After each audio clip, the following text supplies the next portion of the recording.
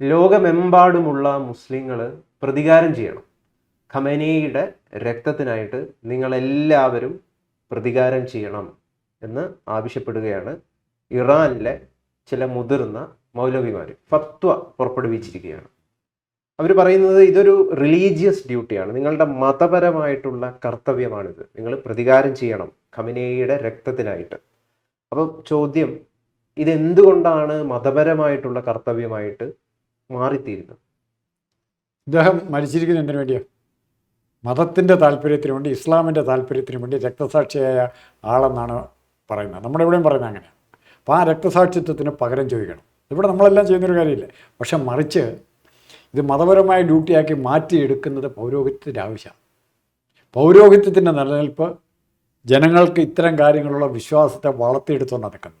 പൗരോഹിത്യം ഇതിന് പറയുന്ന ഇതിന് പറഞ്ഞിരിക്കുന്ന കമാൻഡിന് അല്ലെ ഓർഡറിന് പറഞ്ഞിരിക്കുന്ന വാക്ക് തന്നെ ഫത്വ എന്ന് പറയുന്നതിൻ്റെ വാക്കിൻ്റെ അർത്ഥം ശാസനം, മതപരമായ ശാസനത്തിൽ റിലീജിയസ് ശാസനമാണ് ഫത്വ.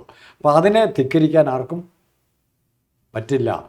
ഇതിൽ ആത്മാർത്ഥമായിട്ട് വിശ്വസിക്കുന്ന ഇസ്ലാം അല്ലെ മുസ്ലിങ്ങൾ ഇതിന് പ്രതികാരം ചെയ്യാൻ ചെല്ലും. ആരോടാ പ്രതികാരം ചെയ്യാൻ ചെല്ലുന്നത്?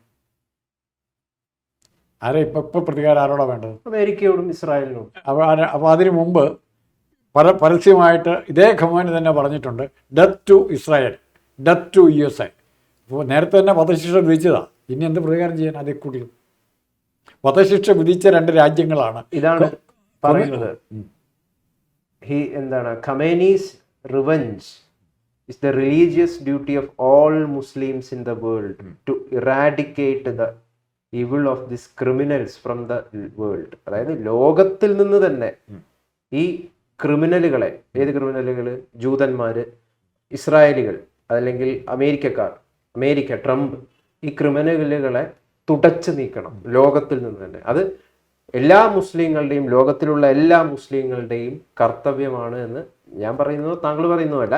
ഇറാനിലെ ഒരു വലിയ മുതിർന്ന മൗലവിമാര് ഫത്വ ഇറക്കിക്കൊണ്ട് പറയുന്നതാണ്. ഇത് യഥാർത്ഥത്തിൽ ഇങ്ങനെ നിരന്തരം പറഞ്ഞുകൊണ്ടിരുന്നു കഴിഞ്ഞാൽ ഇവര് മനുഷ്യന്റെ മനസ്സിലേക്ക്, തലച്ചോറിലേക്ക് വെറുപ്പിന്റെ വിത്തുകൾ ഇങ്ങനെ പകയുടെ വെറുപ്പിന്റെ വിത്തുകൾ ഇങ്ങനെ പാകുകയല്ലേ ചെയ്യും? തീർച്ചയായിട്ടും അങ്ങനെയാണ് ഈ രാജ്യങ്ങൾ നിലനിൽക്കുന്നത്. പക്ഷെ മറിച്ച് ഇപ്പം നമ്മുടെ ഇവരുടെ ഈ എന്നാ പറയുന്നത് വെല്ലുവിളി ഉണ്ടല്ലോ, ചോരയ്ക്ക് ചോരാന്നുള്ള വെല്ലുവിളി, അതിൻ്റെ കഴിഞ്ഞകാല അനുഭവം നോക്കി. ആരായിരുന്നു സദ്ദാം ഹുസൈൻ? പറയാമോ? അമേരിക്ക ഇതുപോലെ വെല്ലുവിളിച്ച ആളാണ്.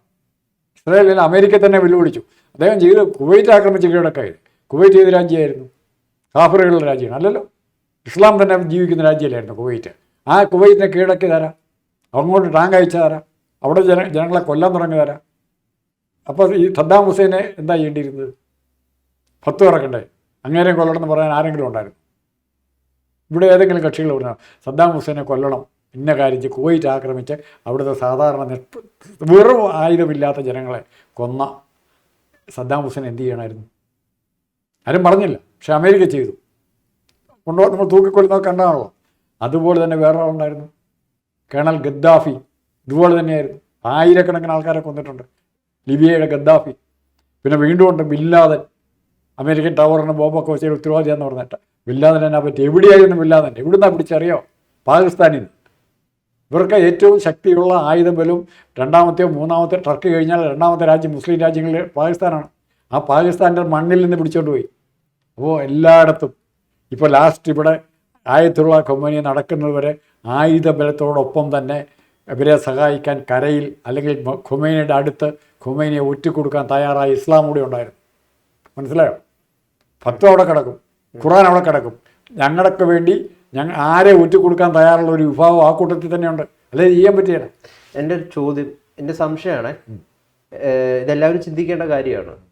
ഇത് ഇങ്ങനെ പ്രതികാരം വീട്ടുക, ചോരയ്ക്ക് ചോര, പകരത്തിന് പകരം ചോദിക്കുക, ഇത് ഇവരുടെ മതപരമായിട്ടുള്ള കർത്തവ്യമാണോ? അങ്ങനെയാണെങ്കിൽ ആണോന്ന് എനിക്കറിയില്ല, വ്യക്തിപരമായിട്ട് അറിയില്ല.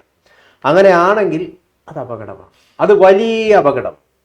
അത് ലോകത്തിന് തന്നെ വലിയ അപകടമാണ്.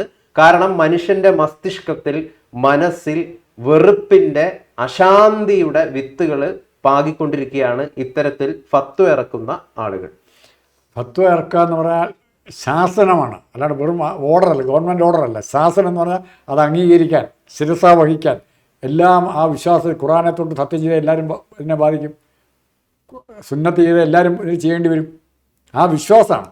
ആ വിശ്വാസത്തെ വളർത്തിയെടുക്കുന്ന, ഇപ്പോൾ ഇവിടെ ഉദാഹരണം പറയാം, 5ാം ക്ലാസ്സിൽ പഠിക്കുന്ന അല്ലെങ്കിൽ 10ാം ക്ലാസ്സിൽ പഠിക്കുന്ന പിള്ളേർ മുദ്രാവാക്യം വിളിച്ചുകൊണ്ട് പോവാണ്, ചോരച്ചാലുകൾ നീന്തിക്കിടന്ന. അടുത്ത തന്നെ ചോരച്ചാൽ എങ്ങനെ നീന്തിക്കിടക്കുന്നത്? കാഫിറുകളെ കൊല്ലണം, എന്നിട്ട് നീ സ്വർഗത്തിലേക്ക് പോകൂ, കൂറുകൾ അവിടെ നിന്നെ കാത്തിരിക്കുന്നു. കൊമേനി ആരുടെ അടുത്തൊക്കെ പോയി നമുക്കറിയില്ല. കാഫിറുകളെ നീ കൊല്ലണം, അത് പാവമല്ല. അങ്ങനെ പഠിപ്പിച്ച് കൊച്ച് 1 വയസ്സോ 2 വയസ്സോടെ പഠിപ്പിച്ച് മദ്രസ വഴി മതപഠന കേന്ദ്രങ്ങൾ വഴി പഠിപ്പിച്ച് വരുന്ന കുട്ടികളാണ് വളർന്നു വരുന്നത്. അവിടെ ഇത് ചെയ്യലേ, ചെയ്യാൻ ശ്രമിക്കും.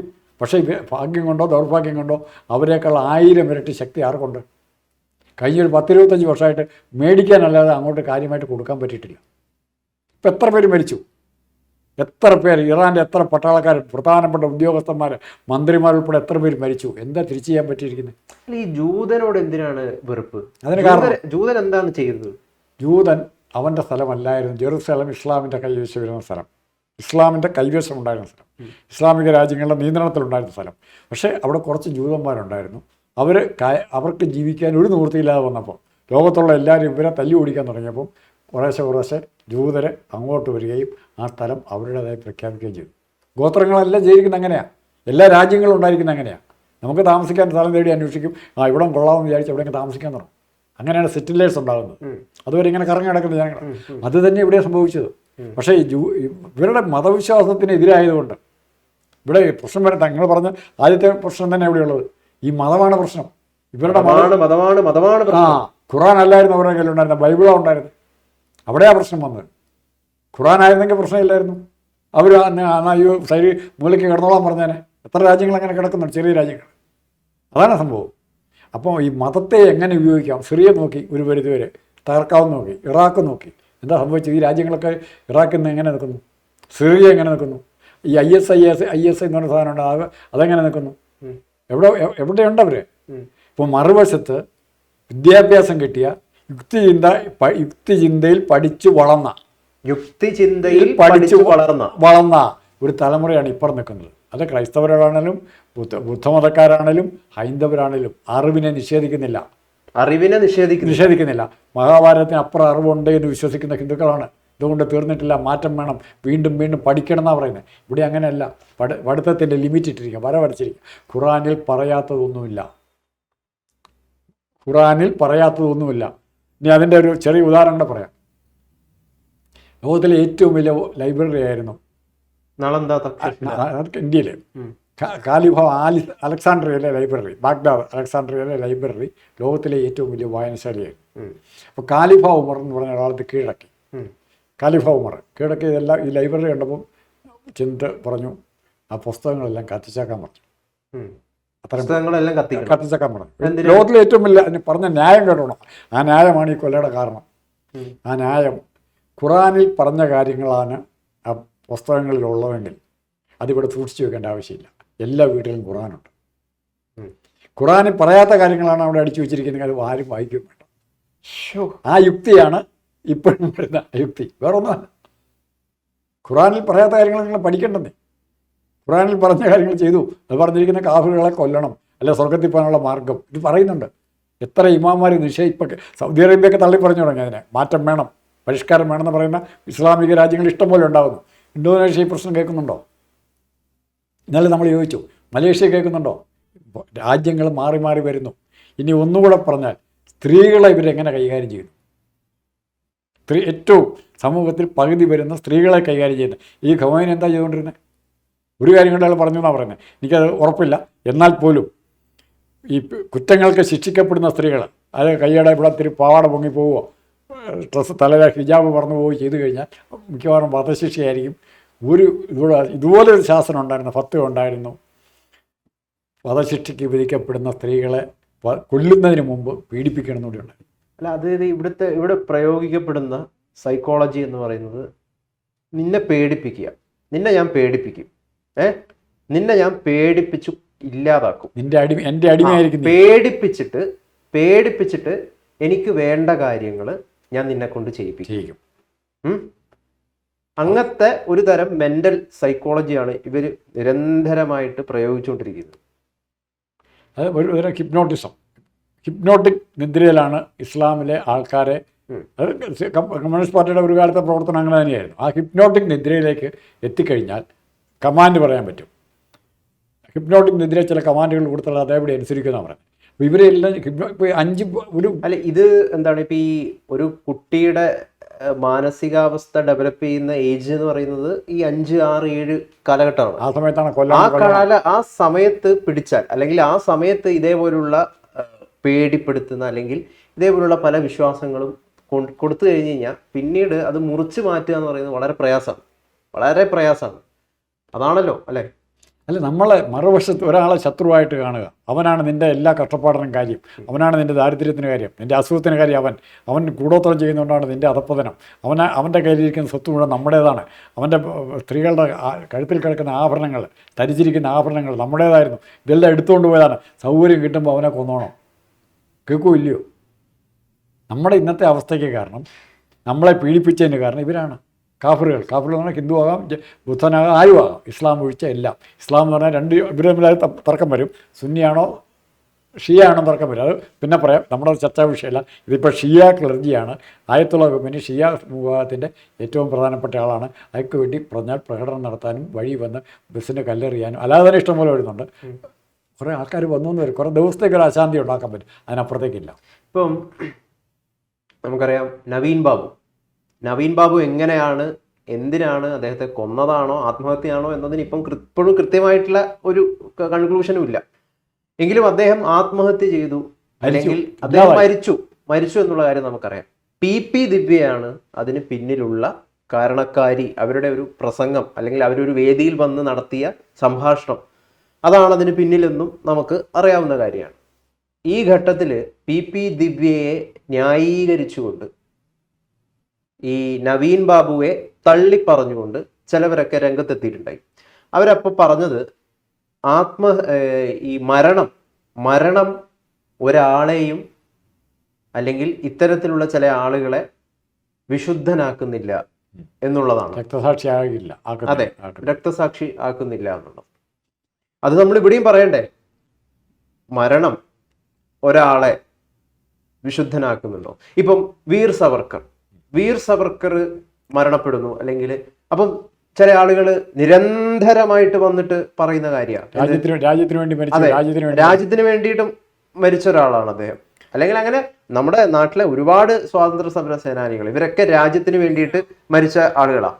അപ്പം ഇവരുടെയൊക്കെ ഒരു സെക്കൻഡ് ഒരു ചോദ്യം ചോദിച്ചോട്ടെ. ഇങ്ങനെ മരിച്ചു, ആരാ? ഖുമൈനി മരിച്ചു, അല്ലെ കൊല്ലപ്പെട്ടു, ആത്മഹത്യ, കൊല്ലപ്പെട്ടു, അല്ല ഖുമൈനിയെ കൊന്നു എന്ന് തന്നെ പച്ചയ്ക്ക് പറയാം. അതാണല്ലോ സംഭവിച്ചിരിക്കുന്നത്. എത്ര സ്ഥലങ്ങളിൽ പ്രകടനം നടന്നു?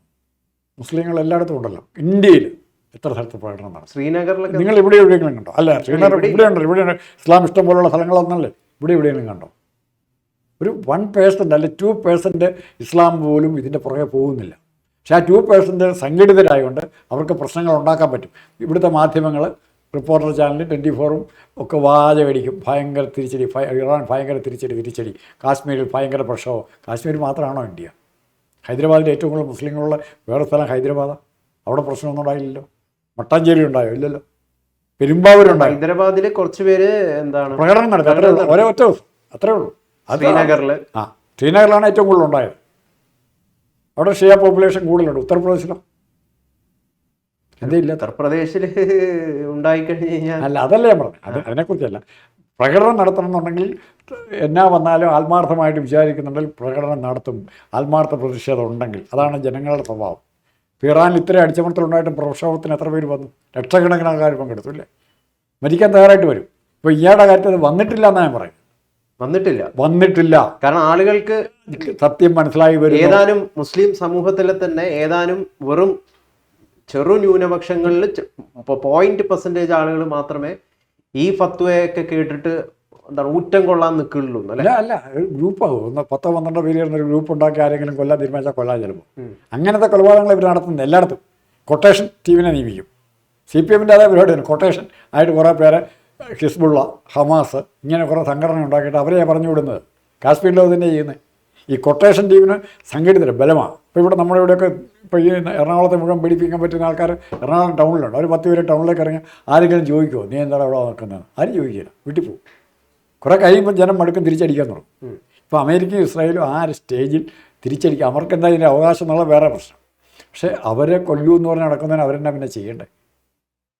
ഡെത്ത് ടു അമേരിക്ക എന്ന് പറയുന്നതിന് അമേരിക്കക്കാരൻ എന്നാ ചെയ്യണം? കെട്ടിപ്പിടിച്ച് ചുംബിക്കണം. ഡെത്ത് ടു ഇസ്രായേൽ എന്ന് പറയുന്നതിന് അവരെന്താ ചെയ്യട്ടെ? ഇപ്പോൾ അവർക്കും പറയാം death to Iran, death to Khomeini എന്നവർ പറഞ്ഞു, അവർ നടപ്പാക്കി. അത്രയും വിചാരിച്ചാൽ പോരെ. അതിനപ്പുറത്തേക്ക് റിലീജിയസ് മാൻ ഇവിടെ കാണേണ്ട ആവശ്യമുണ്ടോ? വേറെ ഏതെങ്കിലും മുസ്ലിം നേതാവ് പറഞ്ഞിട്ടുണ്ടോ ഡെത്ത് ടു അമേരിക്ക എന്ന്? ഡെത്ത് ടു ഇസ്രായേൽ എന്ന് പറഞ്ഞാൽ ഏത് മുസ്ലിം നേതാവുണ്ട് ഈ വർഗ്ഗമല്ലാതെ? പറഞ്ഞിട്ടുണ്ടോ? ഈജിപ്തിൽ നിന്ന് ആരെങ്കിലും പറഞ്ഞിട്ടുണ്ടോ? മലേഷ്യ എന്ന് പറഞ്ഞിട്ടുണ്ടോ? ഇന്തോനേഷ്യ എന്ന് പറഞ്ഞിട്ടുണ്ടോ? എന്തിനാ പാകിസ്ഥാൻ എന്ന് പറഞ്ഞിട്ടുണ്ടോ? സൗദി ഇപ്പോൾ ഇറാനെ അടിക്കാൻ വേണ്ടി പോവാണ്. അല്ല, സൗദി വരും, UAE വരും, ഖത്തർ വരും, എല്ലാം വരും. സൗദി ഇടിച്ച് ചാമ്പലാക്കും ഇറാനെ എന്നാണ് കേൾക്കുന്നത്. സൗദിയിലേക്ക് ഡെയിലി ആഴ്ച മിസൈൽ അയച്ചുകൊണ്ടിരിക്കുക ഹൂത്തികളെ കൊണ്ട്. ഇത് കൊട്ടേഷൻ ടീമിനൊക്കെ നേരിട്ടല്ല, കൊട്ടേഷൻ ഞങ്ങൾക്ക് പങ്കില്ലെന്ന് പറയും. അപ്പോൾ പുതിയ നിയമം വരുന്നുണ്ട്. ഏതെങ്കിലും രാജ്യത്തിൻ്റെ അതിർത്തിക്കുള്ളിൽ നിന്ന് മറ്റേ ശത്രു രാജ്യത്തേക്ക് ഇത് വിട്ടു കഴിഞ്ഞാൽ ആ രാജ്യവും കൂടെ പ്രതിയാകുന്നുള്ള രീതിയിലേക്ക് കാര്യങ്ങൾ വരും. ഇവിടെയാണ്, ഈ ഘട്ടത്തിലാണ് നമുക്ക് ഓർത്തു പോകേണ്ടി വരുന്നത്. അതായത് ഇത്തരത്തിലുള്ള ഫത്വകൾ ഇറക്കുന്ന ലോകമെമ്പാടുമുള്ള മുസ്ലിങ്ങളുടെ ദൗത്യമാണ്, അവരുടെ കർത്തവ്യമാണ് ഖമനേയിയുടെ രക്തത്തിന് പ്രതികാരം ചോദിക്കുക എന്ന് പറയുന്ന വെറുപ്പിൻ്റെ വിത്തുകൾ പാകുന്ന ചിന്തകൾ രൂപപ്പെടുന്നുണ്ടല്ലോ. ആ ഘട്ടത്തിലാണ് നമ്മൾ ആലോചിക്കേണ്ടി വരുന്നത് മഹാത്മാഗാന്ധി. ഇന്ത്യയുടെ ഏറ്റവും വലിയ ആയുധം എന്ന് പറയുന്നത് അഹിംസയാണ്, ശാന്തിയാണ്. അപ്പോൾ ഇത്തരത്തിൽ ഫത്വകൾ ഇറക്കുന്ന മനുഷ്യൻ്റെ മനസ്സിലും മസ്തിഷ്കത്തിലും മുഴുവൻ വെറുപ്പ് വിതയ്ക്കുന്ന മൗലവിമാരും ഒക്കെ ഉള്ളപ്പോൾ ഗാന്ധി അടക്കം മുമ്പോട്ട് വെച്ച ഈ അഹിംസ, ശാന്തി എന്നതിൻ്റെ പ്രാധാന്യം എത്രമാത്രം മഹനീയവും വലുതുമാണെന്ന് നമുക്ക് ഒരിക്കൽ കൂടി ബോധ്യമാവുകയാണ്.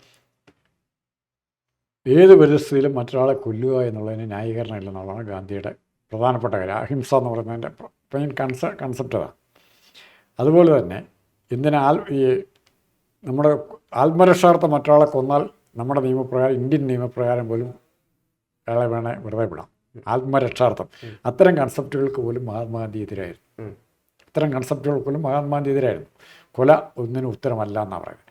കൊലയാളി മടുക്കും എന്നാണ് പറയുന്നത്. ഒത്തിരി കൊന്നു കഴിയുമ്പോൾ കൊലയാളി മടുക്കും, തന്നെത്താൻ കീഴടങ്ങും. അങ്ങനെ അതിനുള്ള ഉദാഹരണങ്ങൾ പറഞ്ഞു തന്നാൽ, സെക്കൻഡ് വേൾഡ് വാറിലെ ഏറ്റവും ക്രൂരമായ സംഭവം എന്ന് പറയുന്നത് ജപ്പാനിൽ 2 സ്ഥലത്ത് ബോംബിടുക ചെയ്ത്, അല്ലേ? അമേരിക്കൻ പൈലറ്റുമാർ, ബോംബർ വിമാനങ്ങൾ. ഇതിൽ ഒരുത്തൻ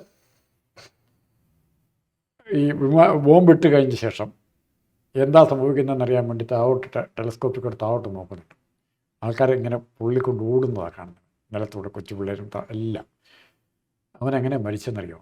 അവൻ അവസാനത്തെ 8 വർഷത്തോളം ഭ്രാന്ത് പിടിച്ചവൻ. ഗാന്ധിയുടെ തിയറിയാണ് പറയുന്നത്, നമ്മൾ കൊലപാതകത്തിൽ പങ്കാളിയായാൽ നാളെ അതിൻ്റെ കഷ്ടതകൾ അറിയുമ്പോൾ ഓട്ടോമാറ്റിക്കായിട്ട് നമ്മൾ ഭ്രാന്ത് പിടിച്ചാൽ നമ്മൾ ഇല്ലാതാവും. അതാണ് ഗാന്ധിയുടെ തിയറി. പിന്നെ രണ്ടാമത്തെ കാര്യം, ഇപ്പം ഞാൻ മുമ്പേ പറഞ്ഞതുണ്ട്, വാളെടുക്കുന്നവൻ വാളാൽ നിന്നൊരു മറുപടി. ഇവരെല്ലാം സദ്ദാം ഹുസൈനൊക്കെ എന്നാ പറ്റി? കാര്യം ശരിയാണ്, കൊല ഉത്തരവാണെന്ന് സദ്ദാം ഹുസൈൻ അങ്ങനെ വിചാരിച്ചിരുന്നു, ഖൊമേനി അങ്ങനെ വിചാരിച്ചിരുന്നു, മറ്റുള്ളവരെ കൊല്ലുന്നതാണ് ഉത്തരം എന്ന് വിചാരിച്ചു. അവർക്ക് എന്നാ പറ്റി? പക്ഷെ ഇന്ത്യ ഇന്ന് നിൽക്കുന്നു, കാര്യമായ പ്രശ്നങ്ങളില്ലാതെ ഇന്ത്യ ഇന്ന് നിൽക്കുന്നു. ഇനി കുറച്ചുകൂടെ എടുത്തു കഴിഞ്ഞാൽ ഇന്ത്യ നിൽക്കുന്നതിൻ്റെ പ്രത്യേകത ഈ മതം, അഹിംസ എന്ന് പറഞ്ഞ ആചാരം. ഏതെങ്കിലും ഹിന്ദു രാജാവ് ഹിന്ദുമതത്തിൻ്റെ സ്ഥാപനത്തിന് വേണ്ടി, പ്രചരണത്തിന് വേണ്ടി എവിടെയെങ്കിലും യുദ്ധം ചെയ്യാൻ പോയിട്ടുണ്ടോ? ഉണ്ടോ? ചരിത്രത്തിലുണ്ടോ? അതെ. ഹിന്ദുമതം പ്രചരിപ്പിക്കാൻ വേണ്ടി ഇവിടെ മാർത്താണ്ഡവർമ്മയോട്ട് തുടങ്ങിയ ചന്ദ്രഗുപ്ത മൗര്യർ ആരെങ്കിലും ഹിന്ദുമതം സ്ഥാപിക്കാൻ വേണ്ടി മറ്റേതെങ്കിലും രാജ്യത്തെ, എന്നാൽ വിജയനഗരമൊക്കെ വിചാരിച്ച ലോകം മുഴുവൻ കീഴിൽ വന്നു, അത്രയ്ക്ക് ശക്തമായിരുന്നു, ലോകത്തെ ഏറ്റവും വലിയ രാജ്യമായിരുന്നു. അന്ന് അവരാരെങ്കിലും ഹിന്ദുമതം സ്ഥാപിക്കാൻ വേണ്ടി, വസ്തുവിന് വേണ്ടി, സ്വർണ്ണത്തിന് വേണ്ടി, സ്വത്തിന് വേണ്ടിയൊക്കെ യുദ്ധം ചെയ്തിട്ടുണ്ട്. പക്ഷെ മതത്തിന് വേണ്ടി, ശ്രീകൃഷ്ണനെ രക്ഷിക്കണം, രാമനെ രക്ഷിക്കണം, യുദ്ധത്തിന് ഇവരാരും പോയിട്ടില്ല. കാരണം ഇങ്ങനത്തെ ഫിലോസഫി ഉണ്ട്. ആ ഫിലോസഫി, ആ തത്വശാസ്ത്രത്തിന്റെ ബലമാണ് ഗാന്ധിയുടെ. ഭരണഘടനയൊക്കെ രൂപപ്പെടുന്നതിന് എത്രയോ നാളുകൾക്ക് മുമ്പ്, അതിന് ഉത്തരം ഇപ്പോൾ ഒരു എത്രയോ നാളുകൾക്ക് മുമ്പ് ഇത്തരത്തിലുള്ള തത്വചിന്തകൾ ഇന്ത്യയിൽ അടിയുറച്ചുണ്ട്. അതിൻ്റെ ഒരു കാര്യം കൂടെ പറയാം. ഇത് ഗാന്ധി ഇത് പറഞ്ഞില്ലേ, ജർമ്മൻകാർ തന്നെത്താൻ ആയുധം താഴെ വയ്ക്കും എന്ന് പറയുമ്പോൾ ഗാന്ധിയുടെ ആ ലോകം മുഴുവൻ ആയുധ മത്സരമാണ് നടക്കുന്നത്. ഞാൻ എൻ്റെ 2 കണക്കൂടെ പറഞ്ഞിട്ടുണ്ടെങ്കിൽ ലോകം മുഴുവൻ ആയുധ മത്സരമാണ്. ഈ ആയുധ മത്സരം നടക്കുന്ന സമയത്ത് സെക്കൻഡ് വേൾഡ് വാറിൽ ആ സമയത്താണ് ഗാന്ധി പറഞ്ഞ് ദൈവീക ആയുധം ഉണ്ടാക്കരുത്. അന്ന് ലോകത്തത് പറയാൻ ധൈര്യം കാണിച്ച ഏക നേതാവ് ഗാന്ധിയാണ്. ലോകം മുഴുവൻ ആയുധം സംഭരിക്കുക, പിച്ചാത്തിയും പേനാക്കത്തിയും കപ്പിയും എല്ലാം ശേഖരിക്കുകയാണ്, ബോംബും എല്ലാം ഉണ്ടാക്കുന്ന സമയത്താണ് ഗാന്ധി പറയുന്നത് ദൈവീകത നിങ്ങൾ താഴെ വയ്ക്കുക. അത് പറയാൻ പറ്റിയ ആൾ മഹാത്മാഗാന്ധിയാണ്. അങ്ങനെ ഒരു നേതാവിൻ്റെ അഭാവം ഇന്ന് ലോകത്തുണ്ട്. ഒരു ഗാന്ധിയൻ കൺസെപ്റ്റ് ആത്മാർത്ഥമായിട്ട് വെച്ച് കൊടുക്കുന്ന അഭാവമുണ്ട്. ഇനി ആ കൂട്ടത്തിൽ ഒരു ചെറിയ കാര്യം കൂടെ പറഞ്ഞിട്ട് നമുക്ക് ഈ ചർച്ച അവസാനിപ്പിക്കാൻ തോന്നും. ഒരു കാര്യം ചോദിക്കാം, പക്ഷെ അത് എത്രമാത്രം പ്രാക്ടിക്കലാവും എന്നുള്ളതൊരു പ്രധാനപ്പെട്ടുള്ളൊരു ചോദ്യമല്ലേ. കാരണം താങ്കൾക്ക് ചുറ്റുമുള്ളത്, താങ്കൾ ശാന്തിയും അഹിംസയും ഒക്കെ പറഞ്ഞിരിക്കുന്ന ഒരു മഹാനായിട്ടുള്ള മഹത് വ്യക്തിത്വമാണെന്ന് വിചാരിക്കുക. മഹത് വ്യക്തിത്വം താങ്കൾ ഒരു തെറ്റും ചെയ്യാൻ പോകുന്നില്ല, എല്ലാം നല്ലതും നന്മയും എല്ലാവർക്കും മറ്റുള്ളവർക്ക് നല്ലത് ചെയ്യണമെന്ന് വിചാരിച്ച് മാത്രം ഇരിക്കുന്ന ആളാണ് താങ്കൾ.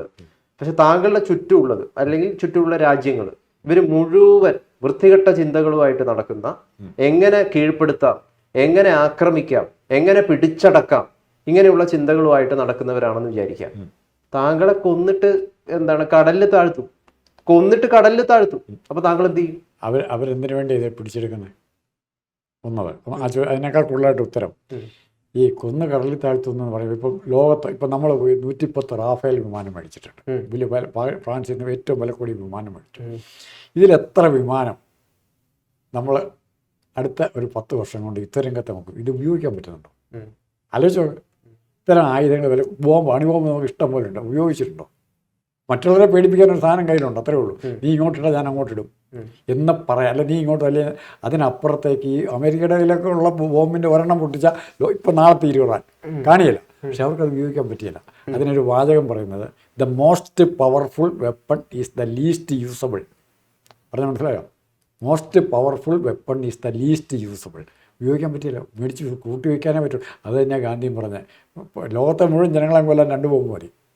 ഇതുപോലെ തന്നെ അമേരിക്കയുടെ മക്നറോ അങ്ങനെ ഒരു പറയും, അമേരിക്കക്കാരൻ വീണ്ടും ബോംബ് ഡെവലപ്പ് ചെയ്യണമെന്ന് പറഞ്ഞപ്പോഴത്തേക്ക് 2-3 ശാസ്ത്രജ്ഞന്മാർ അമേരിക്കയിലെ സെക്രട്ടറി ചെന്ന് കണ്ടു. ഇനി വേണോ നമുക്ക് ആവശ്യത്തിലുള്ള ബോംബായി. അപ്പം ഇത് ഉപയോഗിച്ചാൽ തന്നെ ലോകം മുഴുവൻ നശിക്കും. ഈ ബോംബുകൾ ഉപയോഗിച്ചാൽ തന്നെ മനുഷ്യരാരും പിന്നെ ഭൂമുഖത്ത് കാണിയില്ല, വല്ല കാട്ടിൽ താമസിക്കുന്ന ഗുഹയിൽ താമസിക്കുന്ന മനുഷ്യർ മാത്രമേ മിച്ചം കാണുള്ളൂ. ഉടനെ അയാൾ ചോദിച്ചത് അവർ അമേരിക്കക്കാരായിരിക്കുമോ വൈസായിരിക്കുമോ എന്ന്. അത് ലോകം മുഴുവൻ മരിച്ചാലും 2 അമേരിക്കക്കാരൻ വെച്ചുണ്ടാകും ഉപയോഗിക്കാമെന്ന് പറഞ്ഞു. ആ യുദ്ധത്തിൻ്റെ മനഃശാസ്ത്രം വേറൊരു മറുവശത്തുണ്ട്. നമ്മൾ ഉണ്ടായിരിക്കണം മിച്ചം, ബാക്കി മുഴുവൻ നശിച്ചാലും. പക്ഷെ അങ്ങനെ ജീവിക്കാൻ പറ്റിയൊരു മനുഷ്യന്. അതാണ് ഗാന്ധി പറയുന്നത്. ഗാന്ധി എത്ര നിങ്ങളെ ആക്രമിക്കാൻ ശ്രമിച്ചാലും അപ്പോൾ ഇവർ തമ്മിൽ തല്ലാവും. ഇന്ത്യ ചെറിയ ദുർബലമായ രാജ്യമാണ്. ഇന്ത്യ ആക്രമിച്ച് കീഴടക്കാൻ ഇവർ വന്നാൽ എന്താ സംഭവിക്കും? അടി ആര് തമ്മിലാവുമെന്നറിയോ? ഇവർ തമ്മിലാവും നമ്മുടെ ബാക്കി. അതാ ഇപ്പോൾ പടം നടക്കുന്നത്. എന്തായാലും നമ്മൾ ഈ ചർച്ച നിർത്തുമ്പോൾ എനിക്ക് ഇതാണ് പറയാനുള്ളത്. ഗാന്ധിയുടെ ഇത്തരത്തിലുള്ള അഹിംസയുടെ, നോൺ വയലൻസിൻ്റെ, ശാന്തിയുടെ ഈ തത്വങ്ങൾ ഏറ്റവും ആദ്യം തിരിച്ചറിയേണ്ടത് മറ്റാരുമല്ല, അത് ഇത്തരത്തിലുള്ള ഫത്വകൾ ഇറക്കുന്ന മത നേതാക്കളാണെന്ന കാര്യത്തിൽ ഒരു സംശയമില്ല. അവർ ഖുറാനെ തന്നെ ധിക്കരിക്കുന്നത്. അവർ ഖുറാനെ തന്നെയാണ് ധിക്കരിക്കുന്നത്. അതാണ് പ്രശ്നം. അള്ളാഹു ഒരിക്കലും ഇങ്ങനെ പറഞ്ഞു കാണില്ല, എല്ലാവരെയും കൊല്ലണം എന്നൊന്നും അള്ളാഹു പറഞ്ഞു കാണില്ല. അത് ഇവർ പറഞ്ഞുണ്ടാക്കണ്ട. പ്രവാചകന്മാർ പിന്നെ വന്ന് എഴുതി ചേർക്കണ്ട. തീർച്ചയായിട്ടും ഇസ്ലാം ഒരിക്കലും അങ്ങനെ ചെയ്യില്ല. ഇസ്ലാമിൻ്റെ ആ ഫണ്ടമെൻ്റൽസിൻ്റെ കൂടെ പിന്നെ ചേർക്കല്ലേ, ശക്തിപ്പെടുത്താൻ ചേർക്കല്ലേ. ഇസ്ലാം ആയാലും എന്താ, ക്രിസ്ത്യാനിയായാലും എത്ര പേര് അങ്ങോട്ടും കൊണ്ട് ആയിരക്കണക്കിന് ആൾക്കാർ. സുനാമി വരുമ്പോൾ വല്ല പ്രശ്നമുണ്ടോ? സുനാമി എന്ന് പറഞ്ഞ സാധനം വന്ന് ഇന്തോനേഷ്യയിൽ ഇവിടെയൊക്കെ വന്നു പോയതല്ലേ, ആലപ്പുഴയൊക്കെ വന്നു. വല്ല അത് നോക്കിയോ, ക്രിസ്ത്യാനിയാണോ, ബൈബിളാണോ കയ്യിരിക്കുന്നത്, ഖുറാനാണോ, ഗീതയാണോ കയ്യിരിക്കുന്നതൊന്നും നോക്കിയില്ല. അത്രയേ ഉള്ളൂ മനുഷ്യൻ. അത് ആ തത്വം തിരിച്ചറിഞ്ഞാണ് ഗാന്ധി പ്രതികരിച്ചത്.